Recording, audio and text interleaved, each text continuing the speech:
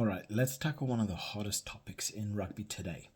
It's the bomb squad. Whether you're watching a Springboks game at home or in the pub, maybe at the stadium, you can feel the energy shift when those six fresh forwards run onto the field in the second half. But here's the thing. Some people think it's ruining rugby. They say it's bending the rules. That's not fair. It goes against the spirit of the game. But let me tell you straight, proudly South African, and I believe the bomb squad isn't ruining rugby. It's revolutionizing it. So today we're going to be breaking down this properly. We're going to go through what the bomb squad is, why it works, the pros, the cons, and most importantly, whether it's actually a problem or just smart rugby. So let's dive into it. Now, to understand the bomb squad, you need to understand the strategy behind it.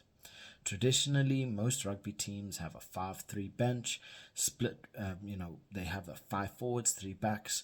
It's to really ensure coverage for injuries, substitutions.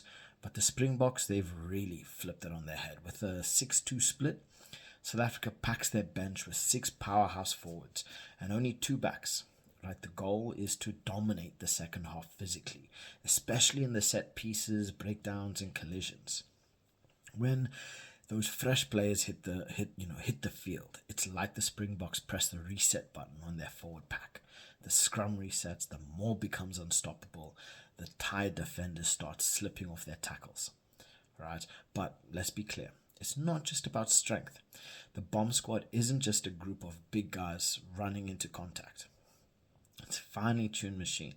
These players are chosen for their ability to make an immediate impact, whether it's through a dominant scrum, clever turnover, breakdown, or just bulldozing runs into open play. Right? So we look at the pros to the bomb squad. Right, now let's talk about why the bomb squad is such a brilliant strategy. 1. Their tactical innovation. Rugby really is a game of tactics, and the bomb squad represents the next evolution of bench strategy. It's not against the rules, it's not a loophole, it's just clever coaching and, in general, squad management. 2. We look into physical domination. Right now, we all know rugby games are won in the last 20 minutes. By bringing on 6 world-class forwards when the opposition is tired, the Springbok completely tilt the balance in their favour during the most critical part of the match, right, and really put pressure on them. Squad depth, right, the strategy only works if you have serious depth in your forward pack, and let's face it, South Africa has some of the best forwards in the world. And it also means that the starting forwards can go all out for 50 minutes, knowing that a fresh set of warriors will replace them. Right? Mental impact. Now, imagine you've been battling the Springbok scrum and more for 50 minutes, and just when you think you got a chance, poof, 6 fresh giants walk onto the field. The psychological blow is massive, and it really plays on their heads. And then you look at entertainment.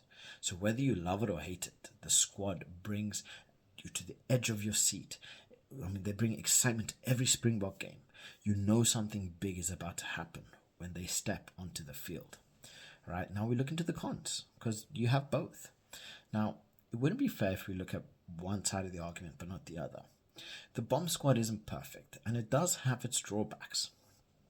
So we look at risky backline. With only 2 backs on the bench, one injury can throw the entire system into chaos. We've seen situations where forwards had to play on the wing. Sure, it's entertaining, but it's not ideal. Then we have the spirit of the game. Traditionalists argue that the game should be about 15 players giving everything for 80 minutes, and the bomb squad feels like a tactical workaround to maintain dominance.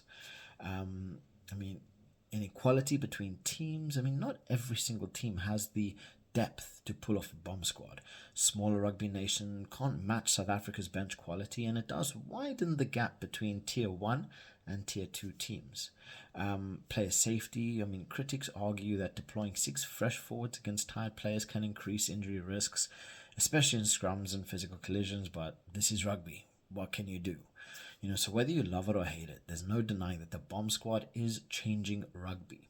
Other teams are starting to experiment with their own versions of the strategy. Coaches are being forced to think more deeply about their bench, player versatility, impact players. I mean, the days of simply rotating your substitutes without having a tactical plan are over.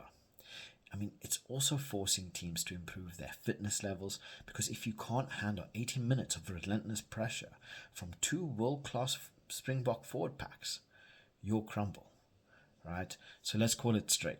The bomb squad isn't ruining rugby. Rugby has always evolved. There were always a time when people said lifting in lineouts was unfair, then it was the box kick, and now it's the bomb squad. At the end of the day, rugby is about finding a way to win within the laws of the game. And that's exactly what South Africa has done. If teams want to beat the bomb squad, they'll need to match it or outthink it, not moan about it and complain. So is the bomb squad ruining rugby? Not a chance. It's smart, it's effective, and it's exciting. As a proud South African, I see it as an evolution of the game, a strategy that reflects innovation and strength. But hey, that's my take. What do you think? Is the bomb squad bad for rugby, or is it just part of the game's natural evolution? Let me know in the comments section below, and don't forget to like and subscribe. Hit the bell icon for more rugby insights here, and I'll catch you guys in the next one. Bye.